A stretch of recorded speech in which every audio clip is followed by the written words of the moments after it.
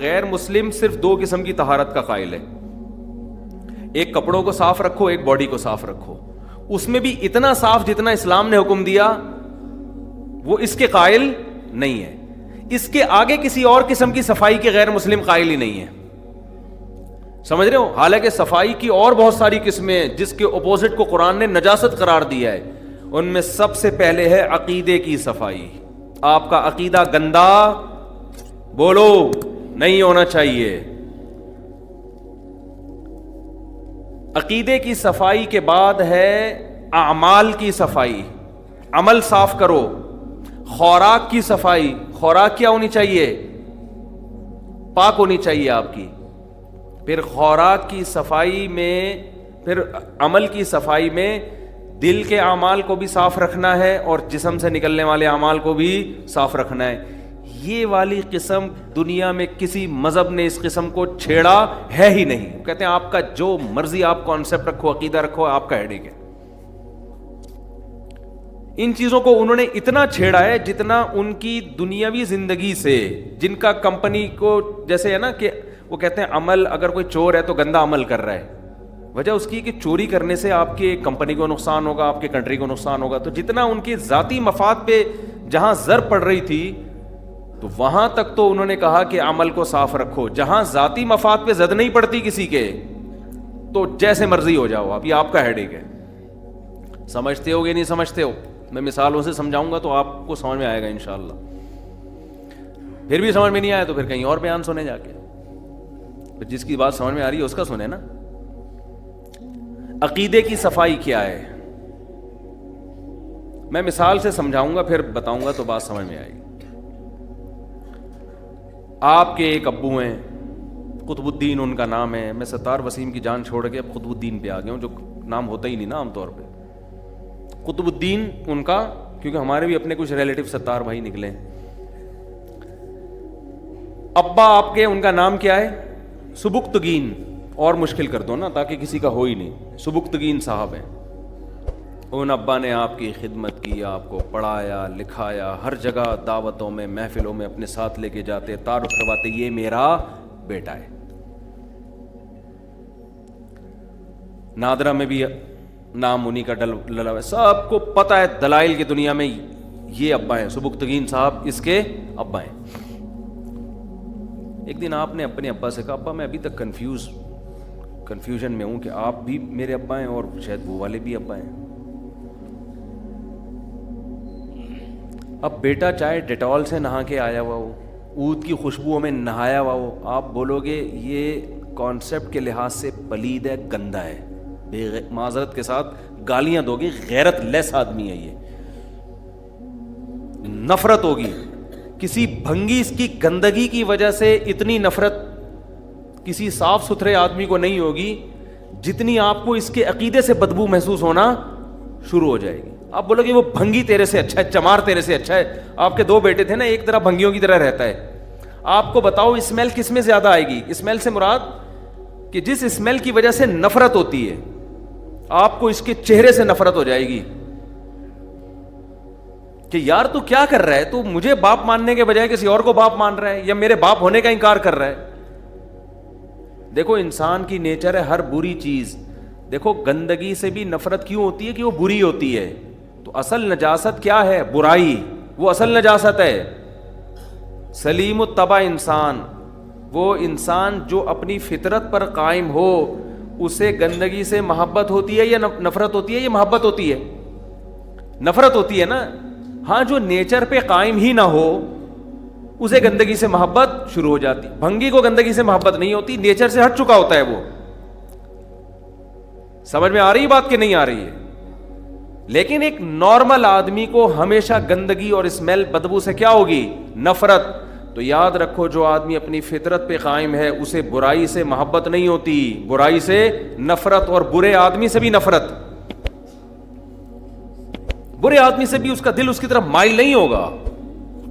جب پتہ چلے گا نا یہ آدمی ایسا ہے, چور ہے, تو ایک انسان کی طبیعت اس کی طرف سے کھنچتی ہے. دیکھو جب ہم کسی کی تعریفیں سنتے ہیں, یار یہ ایماندار آدمی ہے, یہ کبھی جھوٹ نہیں بولتا, ایک دم جذبات آتے ہیں نا, اس کی طرف طبیعت مائل ہوتی ہے کہ میں بھی جا کے حضرت جی سے کہ ہاتھ چوموں, حضرت جی سے گلے ملوں, اتنے اچھے ہیں. یہ انسان کی نیچر ہے, چاہے گورا ہو, کافر ہو, مسلم ہو, سب کی نیچر ہے یہ. تو اصل میں انسان کی نیچر یہ ہے کہ اسے گندگی سے نفرت ہوتی ہے. برائی سے نفرت ہونا اس کی علامت ہے کہ برائی بھی کیا ہے, ایک گندگی ہے, میل ہے, مانوی لحاظ سے میل ہے. یہ نظر نہیں آتا, محسوس ہوتا ہے.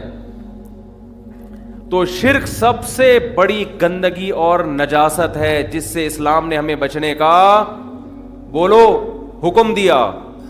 لیکن دنیا میں اس نجاست پر نہ بیانات ہوتے ہیں, نہ اس نجاست سے اس دنیا میں انسانوں کو بچانے کی کوشش کی جاتی ہے.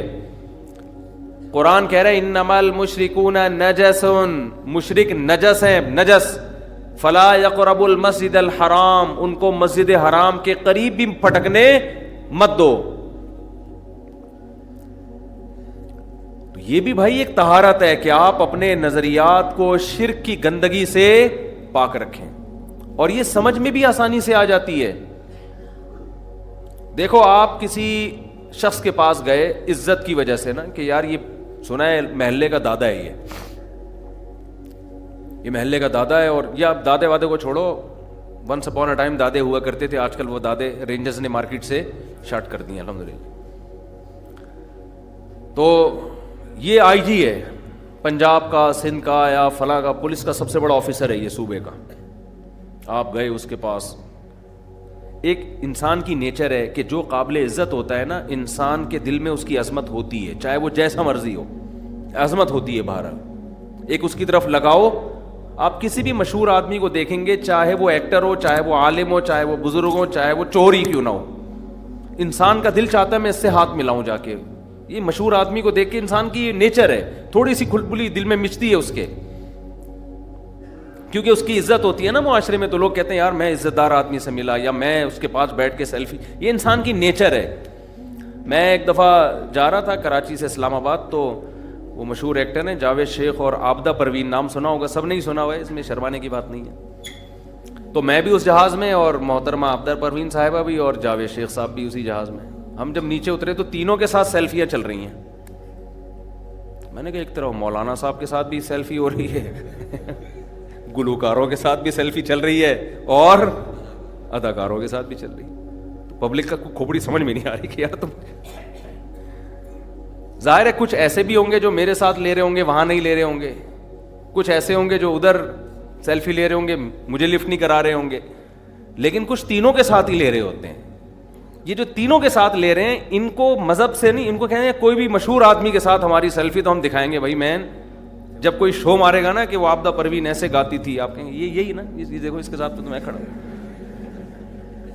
یہ کیا ہے, اس کی کیا اوقات ہے بھائی, میں جب چاہوں سیلفی بنا کے کھڑے تو تم پتہ نہیں کیا سمجھ رہے ہو. تو یہ ہوتا ہے سیلفی کا ایک بڑا مقصد. محبت بھی ہوتی ہے لیکن یہ بھی ہوتا ہے بعض دفعہ. تو اب آپ گئے کسی عزت دار آدمی کے پاس, اس کی عظمت آپ کے دل میں, آپ گئے, سر آئی جی ہے جی, آپ بیٹھ گئے, آپ اس کے پاس جا کے. آئی جی کو آپ نے دیکھا پروٹوکول سے نکلتا ہے, دائیں بائیں گاڑیاں, بڑی عزت. لیکن آپ نے کسی آئی جی کو دیکھا کہ وہ کیا کر رہا ہے, ایک بھنگی کے پاس جا رہا ہے جو گٹر میں گھسا ہوا ہے. معذرت کے ساتھ, بھنگی میری نظر میں قابل توہین نہیں ہے, تو آخرت میں اعمال سے پتہ چلے گا کون جنتی کون جہنمی. لیکن مثال کے لیے تو مثالیں تو ایسی دنیا کی سمجھائی جائیں گی نا. تو آپ نے دیکھا بجائے پروٹوکول کے کہ دائیں بائیں گاڑیاں ہوتی اس کے اور سلوٹ ہوتے, یہ کیا کر رہا ہے, ایک بھنگی کو نکالا اس نے اور اس کے سامنے جھکا ہوا ہے ایسے کر کے, سمجھ رہے ہیں, اور اس سے کہہ رہے کہ سر آپ پلیز میرا ایک کام اٹکا ہوا ہے, ٹھیک ہے نا, آپ میرا یہ کام, مجھ پر کسی نے ایف آئی آر کٹوائی ہے, آپ پلیز اس ایف آئی آر سے اب مجھے بچا لیں. آپ کی نظر میں اس واقعے کے بعد اس آئی جی کی کوئی ویلیو رہے گی؟ کہو گے یار یہ تو ہم سے بھی گرا پڑا ہے یار, جس کو ہم لفٹ نہیں کراتے, جس سے ہم اپنے گٹر صاف کرواتے ہیں, یہ تو اس کے پاس درخواست لے کے گیا ہوا ہے. اس واقعے کے بعد آپ اس کے ساتھ کبھی سیلفی بنوانا پسند نہیں کرو گے. انسان کی جو ویلیو ہے نا اس کائنات میں, اشرف المخلوقات, تمام مخلوق میں سب سے زیادہ قابل احترام ہر انسان آئی جی ہے, چاہے وہ بھنگی کیوں نہ ہو. وہ جانوروں سے کروڑا گنا افضل ہے. اب انسان وہ مقام جو خدا کو دینا چاہیے تھا وہ مقام پتھر کے بنے ہوئے بتوں کو دینا شروع کر دے, وہ مقام قبروں میں مردوں کو دینا شروع کر دے, قبر کو دینا شروع کر دے, تو خدا کی قسم اس نے اپنا مقام اس آئی جی جو بھنگی کے سامنے جھکا ہوا تھا, اس سے ریکویسٹ کر رہا تھا, اس سے بھی زیادہ اپنا مقام گرا دیا اس نے کہ تو اشرف المخلوقات ہو کے خدا. اس نے تو بھنگی کو خدا نہیں بنایا تھا, یہ تو اس کو اس بھنگی سے بھی زیادہ اونچا مقام دے رہا ہے جس کی حیثیت بھنگی سے بھی کم ہے. کوئی چوہے کی عبادت کر رہا ہے, کوئی قبروں کی عبادت کر رہا ہے, کوئی جناب بتوں کی عبادت کر رہا ہے. یہ بت بھنگیوں سے بھی کم درجے کے ہیں, اس لیے کہ وہ تو پھر بھی انسان ہے نا. آپ اشرف المخلوقات ہو کے جس کے لیے پوری کائنات بنائی گئی ہے, آپ اتنی عزت دار ہو کے آپ جھک کس کے سامنے رہے ہو؟ اس سے ریکویسٹ کر رہے ہو کہ میری بگڑی بنا دو, میری شادی کرا دو, میرے روزگار دلا دو, مجھے اولاد نہیں ہو رہی میری اولاد دے دو. اس لیے قرآن کہہ رہا ہے یہ پلید لوگ ہیں, صحیح ہے نا, گندے ہیں. ان کے 3 پیس سوٹ اور ٹائی کو اور ڈیٹول سے نہانے کو مت دیکھو, ان کے جسم سے جو پرفیوم کی خوشبو آ رہی ہے یہ نہیں دیکھو. یہ عقیدے اور کانسیپٹ کے لحاظ سے کانما خر من السماء, ایسے ہے جیسے آسمان کی بلندیوں سے زمین کی پستیوں میں دفن ہو گئے ہوں. اتنا اونچا مقام دیا تھا اور یہ زمین کی پستیوں میں گھس رہا ہے. کوئی چوہے کی عبادت کر رہا ہے, وہ بندر کی عبادت کر رہا ہے, سانپ کی عبادت کر رہا ہے, اژدہا کی عبادت کر رہا ہے. یہ بندر بھی پتہ نہیں کون سے ماتا کی روح آئی ہوئی ہے اور وہ کون سے روح ہے یہ چوہوں میں گھسی ہوئی ہے. بھائی تو آدمی ہے, انسان ہے. تو اس لیے قرآن کہتا ہے کہ انما المشرکون نجس. اور یاد رکھو کوئی کسی بزرگ کی پوجا پاٹ کرتا ہے نا, دیکھو پوجا پاٹ کی ایک ڈیفینیشن ہے. بہت سے لوگ بزرگ کی پرستش کر رہے ہیں لیکن اس عمل کو عبادت کہتے نہیں ہیں. وہ کہتے ہیں ہم تو ایک خدا کو مانتے ہیں. ایسے عیسائی بھی کہتے ہیں ہم ایک خدا کو مانتے ہیں, لیکن عیسیٰ کو اللہ کا بیٹا بنا دیا تو اللہ کہتا ہے تم ایک خدا کو نہیں مانتے. تو خوب سمجھ لیں آپ کا یہ دعویٰ کہ میں خدا کو مانتا ہوں, یہ دعویٰ اس وقت قبول ہوگا جب اللہ کی شرائط کے مطابق مانیں آپ. اگر آپ نے اللہ کے سوا یا اللہ یا رسول اللہ مدد یا غوث اعظم مدد اور قبروں سے آپ نے مانگنا شروع کر دیا اس سوچ اور کانسیپٹ کے ساتھ کہ یہ ان کو اللہ نے اختیارات دیے ہوئے ہیں, جب چاہیں یہ مدد کر سکتے ہیں, اس سوچ کے ساتھ اگر آپ مانگو گے تو آپ 100 دفعہ اپنے آپ کو کہو میں توحید پرست ہوں, اللہ آپ کے اس دعوے کو قبول کرنے کے لیے تیار نہیں ہے. اللہ نہیں مانتا کہ آپ توحید پرست ہیں. اللہ کہتے ہیں تجھے میں نے اپنے لیے بنایا تھا, میرے سامنے سر جھکا, تو اس بزرگ کو سمجھ رہے یہ عالم الغیب ہے. آج بعض لوگ جاہل پیروں کے پاس جاتے ہیں, وہ سمجھتے ہیں ان کو ہمارے سارے حالات کا پہلے سے پتا ہوتا ہے. او بھائی وہ تمہاری طرح کا انسان ہے یار, اس کو کہاں سے پتا ہوگا؟ لوگوں کا یہ تصور ہے کہ یہ ہمارے سب حالات جانتا ہے اور اس کو فیوچر کا بھی یہ بتا دیں. بزرگ پہنچے ہوئے ہیں, یہ بزرگ کیا ہے؟ بزرگی کا یہ کانسیپٹ اسلام میں ہے ہی نہیں. یہ پیغمبر کا کانسیپٹ نہیں ہے تو بزرگوں کا کہاں سے ہو گیا؟ مشرکین مکہ نبی صلی اللہ علیہ وسلم سے کے بارے میں یہی اعتراض کرتے تھے, مالی حاضر رسول, یہ کیسے رسول ہے, یاکل الطعام, ان کو تو بھوک لگتی ہے کھانا کھاتے ہیں, یہ تو روٹی کے محتاج ہیں, بیمار ہوتے ہیں تو دوا تلاش کر رہے ہوتے ہیں, انہوں نے تو نکاح بھی کیے ہیں, ان کی تو اولاد بھی ہوئی ہے. وَيَمْشِي فِي الْأَسْوَاقِ, اور بازاروں میں خریداری بھی کر رہے ہیں. بزرگ ایسے تھوڑی, پیغمبر ایسے تھوڑی ہوتے ہیں. پیغمبر تو بٹن دبائیں خوراک آسمان سے آ جائے ان کی. انہوں نے تو تجارت بھی کی ہے, یہ تو بیمار بھی ہوتے ہیں. ان کو تو بعض لوگوں نے کیا کیا, منافقین نے صحابہ کی ایک جماعت کو دھوکے سے لے جا کے قتل کر دیا, شہید کر دیا. یہ تو بھولتے بھی ہیں. صحیح بخاری کی حدیث, نبی صلی اللہ علیہ وسلم فجر پڑھانے کے لیے آئے, مصلی پہ کھڑے ہوئے, پھر آپ نے فرمایا ایھا الناس انما انا بشر مثلکم, اے لوگوں میں تمہاری طرح کا انسان ہوں, انسا کما تنسون, ایسے بھولتا ہوں جیسے تم بھولتے ہو. اور پھر آپ نے فرمایا مجھ پہ غسل فرض ہے جو میں بھول چکا ہوں. صفیں تیار کھڑی ہوئی ہیں, صحابی کہتے ہیں آپ گئے, غسل کر کے آئے اور آپ کے بالوں سے پانی ٹپک رہا تھا, آپ نے نماز شروع کی. آج کوئی امام یہ حرکت کرے نا, بوٹیاں بنا کے کووں کو کھلائیں گے لوگ اس کی. تو بھول گیا یہ کیسا, یہ امام ہے, اس کو یہی نہیں پتا کہ غسل فرض تھا. انسان پہلے میرے بھائی, وہ عالم مفتی امام بعد میں. اور اسی وجہ سے بعض مسجد میں امام بھولے سے بغیر وضو نماز پڑھا کے پی جاتے ہیں. ان کو پتا ہے پبلک کو بتائے مار مار کے کھا جائیں گے, یہ کوٹ دیں گے پکڑ کے, یہ کوٹ دیں گے. وہ اس کو پتا ہے میں بول ہی نہیں سکتا کہ یار میرا بھول گیا بھائی میں. ابے تو بھولنے کے لیے تجھے رکھا ہے ہم نے یہاں پہ, بھولنے کے لیے بیٹا تجھے یہاں. تجھے شرم نہیں آتی بغیر وضو کے نماز پڑھا دی تو نے, جان کر بغیر وضو کی پڑھائی ہوتی تو شرم جتنی آنی چاہیے تھی اس میں اور آنی چاہیے اس کو. بھولتا سب کچھ ہوتا ہے دنیا میں. تو ہمارے پیغمبر کی یہی تو نبوت کی دلیل ہے, کوئی ایسی بات نہیں کی آپ نے. مشرکین کہہ رہے ہیں کہ آپ تو کھانے کے محتاج ہیں, آپ تو پینے کے محتاج ہیں, اور جبریل کیوں آسمان سے قرآن لے کر آ رہے ہیں؟ آپ تو خدا کے پیغمبر ہیں, آپ آسمان پہ جائیں, ہمارے سامنے کتاب لے کر آئیں. آپ چلے جائیں ایک دم آسمان پہ اڑتے ہوئے جائیں اور ہمارے سامنے لے آئیں, بھئی اللہ نے یہ قرآن دیا ہے. او یکون لک بیت من زخرف, آپ کا سونے کا گھر کیوں نہیں ہے؟ آپ کے پاس تو وسائل ہی نہیں ہیں. اگر آپ کے پاس طاقتیں ہوتی آپ سونے چاندی کے گھر بناتے.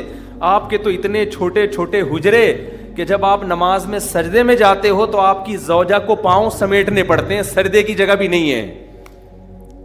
معاذ اللہ, نقل کفر. وہ کہتے تھے ایسا مسکین اور ایسا غریب بزرگ یا پیغمبر نہیں ہو سکتا. پتہ نہیں اس مشرک نے ہمارے دور کے جو جعلی پیر ہیں وہ دیکھے ہوں گے ان مشرکین نے, کیونکہ اتنے موٹے موٹے کٹے اور دمبے حقیقت ہے نذرانے کے پھوڑ رہے ہوتے ہیں. ایک دمبا ہوتا ہے, کسی پیر صاحب کو ہدیہ ملا, ہدیے پر گورنمنٹ کی طرف سے کوئی پابند, کوئی کسی کو دمبا بھی دے سکتا ہے, بکرا بھی دے سکتا ہے, گھڑی بھی دے سکتا ہے. اس پہ نہ ہمیں اعتراض ان لوگوں پہ ہے جو روحانیت کے نام پہ دمبے کٹواتے ہیں کہ اس سے بلائیں ٹلتی ہیں. تعویذ دے دیا, 2 بکرے لیا, 1 مرغی لیا, لا بھی میرے پاس ہی, اور بڑے ہوشیار ہوتے ہیں. شروع میں کہیں گے وہیں کاٹ دو, پھر کہیں گے چلو ادھر لا کے کاٹ دو. تو او بھائی یہ سارے بزرگ پیغمبر, قرآن بار بار کہتا ہے کہ جب پیغمبر کے بارے میں کہا نا کہ یہ کیسے پیغمبر ہیں, تو کھاتے ہیں, یہ تو نکاح بھی کرتے ہیں, اور یہ تو بیمار بھی ہوتے ہیں, تو قرآن نے ان تمام باتوں کا کیا جواب دیا دیجئے کہ اچھا وہ کہتے تھے کہ آپ زمین پہ ایسے اشارہ کریں چشمہ جاری ہونا چاہیے, نہریں جاری ہو جائیں, انگور کے باغات پیدا کر کے دکھائیں آپ. تو قرآن نے ان تمام باتوں کا کیا جواب دیا؟ یہ نہیں کہا کہ آپ ان سے کہیں کہ میں اللہ سے کہتا ہوں میرے ہاتھ پہ جاری کر دے, ٹھیک ہے میں کوشش کرتا ہوں. شعبت باز آدمی تو یہی کرتا ہے نا.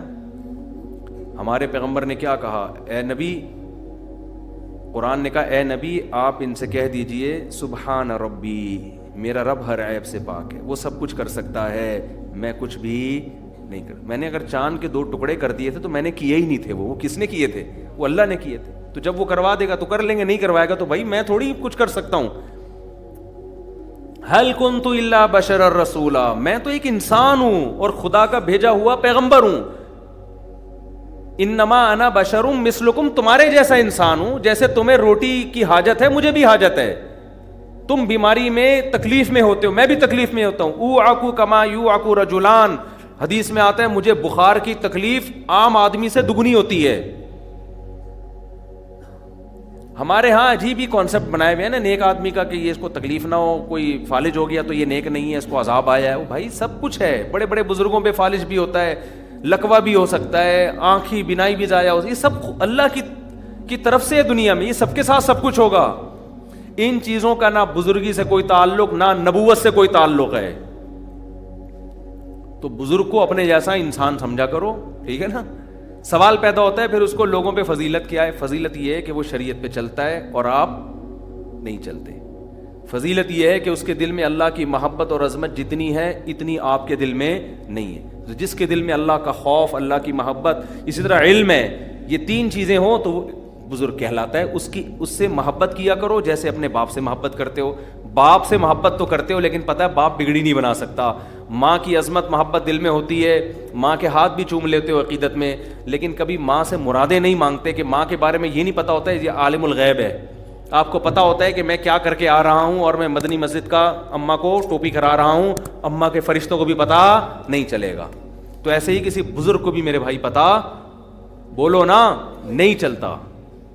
اور جب دنیا میں نہیں چلتا مرنے کے بعد تو اور بھی زیادہ فالج کا ٹھیک کرانے جا رہے ہیں ایک آدمی مزار پہ. میں نے کہا وہ جو بزرگ اندر لیٹے ہوئے ہیں آپ کا ایک دھڑ کام نہیں کر رہا, ان کے دونوں دھڑ کام نہیں کر رہے. وہ آپ کا ایک دھڑ کہاں سے صحیح کریں گے بھائی؟ کیا خیال ہے؟ ان کے تو دونوں کام نہیں کر رہے نا. اتنی سینس نہیں ہے یار تم میں. تو اس لیے یہ بھی شرک کی ایک قسم ہے بھائی. نہ وہ عالم الغیب ہوتے ہیں, نہ وہ مشکل کشا ہوتے ہیں, وہ ہماری طرح کے انسان ہیں. لیکن بدعتیوں میں یہ پھیلتا چلا جا رہا ہے, پتہ نہیں ماورا. پھر بزرگ بھی بعض باتیں کر رہے ہیں جو بدعتی قسم کے ہوتے ہیں, جس کی بات بالکل سمجھ میں نہ آئے وہ بہت زیادہ پہنچا ہوا ہے. ہاں, جس کی تھوڑی تھوڑی سمجھ میں آ رہی ہے تو یہ تو ہماری طرح کا انسان ہے, تو بالکل کامن سینس کی باتیں کر رہے ہیں کہ 2 اور 2 4 ہوتے ہیں, 4 اور 4 8 ہوتے ہیں. یہ تو مجھے بھی پتہ ہے. جو ایسی باتیں کریں نا جو آپ کی کھوپڑی سے اوپر سے گزریں, یہ ہے پہنچا ہوا. موکل اور حمزاد اور حصار, اور ایک دفعہ دامت برکاتہم آئے, پھر انہوں نے یوں کیا تو یوں ہوا. میں تو کبھی بیٹھتا ہوں نا جی, تصوف میں دونوں طرح کے لوگ ہیں, بدعتی بھی ہیں اور اہل حق بھی ہیں. تو کبھی ایسے تصوف والوں کے پاس بیٹھو جو قرآن و حدیث کو فالو نہیں کرتے, تو آپ کہتے ہو یار بھائی انسان کے بچے بن کے سیدھا سیدھا مسلمان بن جاؤ یار, یہ فضول چیزوں میں ہمیں نہ الجھاؤ. تو پتہ نہیں کس طرف لے کے جا رہے ہیں. اور اس بیماری میں عورتیں زیادہ مبتلا ہیں, سمجھتے ہو؟ تو اپنے گھروں کی خواتین کے عقیدوں کو ٹھیک کرو. بولو بیگم یہ ہماری طرح کا انسان ہے, اور یہ بھی یاد رکھو کتنا بڑا بزرگ ہونا, آدمی پہلے ہے, نر پہلے ہے وہ. لیڈیز کو اس کے پاس جانے مت دو. ایسے بھی واقعات آئے ہیں کہ کوئی جوان لڑکی نے کسی بزرگ سے کاؤنسلنگ شروع کی تو بزرگی اس پہ لٹو ہو گئے. وہ بزرگی لٹو ہو گئے اس لیے کہ وہ بزرگ نے بھی غلط کیا. بھائی تو جوان لڑکی سے بھائی آپ اتنا فری کیوں ہو رہے ہیں؟ جو صحیح بزرگ ہوگا واقعی سچی مچی کا, وہ جوان لڑکی سے فری ہونے کی کوشش نہیں کرے, ٹو دا پوائنٹ بات کرے گا. محترمہ آپ نے جو بات پوچھنی ہے ٹو دا پوائنٹ پوچھیں, ٹھک فون بند. جس کے دل میں چور ہوتا ہے نا, اور خواتین اتنی بیوقوف ہیں ان کو اندازہ نہیں ہوتا کہ یہ جو اتنا مجھے ڈیپ میں جا کے کاؤنسلنگ کر رہا ہے نا, اتنا سمجھا رہا ہے, یہ اتنے اپنے باپ کی کبھی اس نے اتنی فکر نہیں کی ہوگی. اس کے باپ کا فون آیا اور ٹینشن میں ہو تو دیکھو کس طرح سے بات کرے گا, تجربہ کر کے دیکھ لو. تو یہ بہت ہو رہا ہے مارکیٹ میں. خواتین فون کرتی ہیں کسی موٹیویشنل کو, کوئی بہت نیک ہے, وہ فون پہ بہت تفصیل سے ایک ایک چیز ڈیپ میں جا کے سمجھا رہے ہیں. یہ اس عورت کو سمجھ جانا چاہیے کہ اس کے دل میں کیا ہے, چور ہے, فساد ہے اس کے. یہ بزرگ نہیں ہو سکتا. بہت گھر تباہ ہو چکے ہیں اس طریقے سے, بہت گھر برباد ہو چکے ہیں کہ بھائی فون کیا کسی کو بزرگ سمجھ کے, وہ بھائی انسان ہے یار. تبھی تو نبی صلی اللہ علیہ وسلم نے پیغمبر ہونے کے باوجود کبھی کسی عورت سے بغیر کسی حائل کے مصافحہ نہیں کیا. کبھی میرے پاس خواتین آتی ہیں مسائل پوچھنے کے لیے, میں کبھی دروازہ بند کر کے الحمدللہ بند کمرے میں کسی عورت کے ساتھ نہیں بیٹھتا. اس کا میں خود خیال کرتا ہوں. میں ہی نہیں کہ میں بہت نیک ہوں, اس لیے کہ میں اپنے اوپر اعتماد نہیں کرتا. بدگمانی کا موقع بھی نہ دو. یہ ہمارا آفس ہے نا, لڑکوں کو پتہ ہے پہلے ایک دروازہ کھلواؤں گا, دروازہ کھلا ہوگا, کوئی خاتون بیٹھے گی دروازہ اوپن ہوگا. آپ نہیں کر سکتے کہ کوئی جوان عورت آپ کے پاس بات کرنے کے لیے آئی ہے, آپ دروازہ بند کر کے اس کے ساتھ بیٹھیں. باہر والوں کو آپ بدگمانی کا موقع بولو دے رہے. آپ کیوں دروازہ آپ بند کیوں کیا ہے؟ نبی صلی اللہ علیہ وسلم نے کسی عورت کے ساتھ تنہائی اختیار کرنے سے منع کیا. اب وہ کہہ رہی ہوتی ہیں جی پرسنل بات ہے. میں کہ پرسنل ہے, دروازہ کھلا رہے گا. ٹھیک ہے آپ کی پرسنل بات ہے تو یہ لڑکوں کو میں کہتا ہوں تھوڑا دور کھڑے ہو جاؤ تاکہ وہ آپ کی بات نہ سن. دروازہ اوپن رہے گا. یہ نہیں کہ ہم کوئی نیک ہیں, بدگمانی کا موقع. یہ بھی نہیں کہ ہم کوئی برے ہیں, یہ بھی بتا دوں. آپ کہہ رہے ہیں ہم نیک نہیں ہیں. بھائی میں دعویٰ کیوں کروں میں نیک ہوں, یا آپ کو کیسے کیا کرنا ہے؟ ہم ظاہر کے مکلف ہیں. شریعت آپ کو یہ حکم. ایک دفعہ ایسا ہی ہوا, میں پنجاب میں تھا, ایک خاتون آ گئی کہ جی آپ سے بات کرنی ہے, آپ سے بات کرنی ہے, اور گھر میں بیٹھے. گھر میں, میں نے کہا گھر میں محترمہ ادھر ہی کھڑے ہوئے بات کر لیں. آپ گھر میں بٹھاؤں گا تو میری بیوی بھی بیٹھے گی ساتھ میں, اکیلے نہیں بٹھاؤں گا. نہیں جی آپ کی وائف کی عدم, میرے گھر والے بھی ساتھ تھے. آپ کی وائف کو میں نہیں, اپنے پرسنل مسئلہ ہے. میں نے کہا ٹھیک ہے, پھر دروازہ کھلا ہوگا, اور اپنی بیگم کو میں نے کھڑا کر دیا. میں نے ساتھ میں, اس کو بھی تو بدگمانی ہو سکتی ہے نا. اور جس آدمی کے ویسی شادیوں کے ارادے ہوں اس کے بارے میں تو آپ خود بدگمانی کا موقع دے رہے ہیں. ہماری بیگم کے پتہ نہیں ہمارے گھر میں ہی سیٹنگ ہو رہی ہے یار. تو میں نے بیگم کو دروازے پہ کھڑا کر دیا. میں نے کہا اس کو بھی بدگمانی نہ ہو. لوگ اپنے آپ کو یہ باور کرانے کی کوشش کرتے ہیں ہم بہت نیک ہیں, ہم پہ انگلی اٹھا کیوں رہے ہو؟ یہ نہیں ہو سکتا بھائی. آپ نا بعض لوگ کہتے ہیں نہیں میں پیر صاحب ہوں, میں اگر بند کمرے میں خاتون کے میں پیر ہوں کہ میں غلط ہوں. تو کیوں اپنے آپ کو آپ نے اتنا فنٹر معاشرے میں قرار دیا ہوا ہے کہ آپ کو 2 نمبر ہو ہی نہیں سکتے, کہ آپ کے دودھ سے دھلے ہوئے ہو یا کہ مکہ میں پیدا ہوئے تھے آپ. تو یہ کہاں سے آپ نے اپنے بارے میں فرض کر لیا؟ آپ بھی ایسے ہی ہو جیسے ساری دنیا کے سارے انسان ہوتے ہیں. زیادہ فنٹر کوئی اس طرح بزرگ کر رہا ہوں پر بھائی جان یہ زیادہ فنٹر کی نہیں. ہر بزرگ نر پہلے ہوتا ہے, آدمی بھی نہیں, نر پہلے ہوتا ہے, بزرگ بعد میں ہوتا ہے. ایسی کی تیسی جاؤ. تو اپنی عورتوں کی حفاظت کریں. بیوقوف خواتین ہوتی ہیں, صحیح ہے نا, مرد تو ہوشیار ہوتے ہیں. کوئی کسی پیر ویر کے جعلی پیر کے پاس جا رہی ہے نا, اب آپ کو کیا پتا چلے گا جعلی اصلی, تو اسی سے بھی بہت کچھ اندازہ ہو جاتا ہے کہ ریزرو کتنا ہوتا ہے وہ. تو جب بھی جا رہے کسی خاتون سے ملنا ہے تو اپنی گھر والی کی موجودگی میں ملے, یا آخری درجہ یہ کہ کنڈی دروازہ کھلا ہوا اوپن ہو.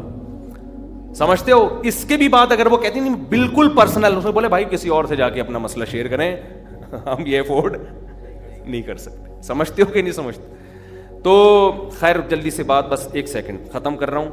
میں یہ عرض کر رہا تھا اسلام نام کس چیز کا ہے میرے بھائی؟ طہارت کا. تو طہارت میں صرف جسم اور کپڑوں کی طہارت نہیں ہے, سب سے پہلے کیا ہے؟ عقیدے کو پاک رکھنا. یہ والی طہارت بھی صرف اسلام میں ہے, اسلام کے علاوہ کہیں اور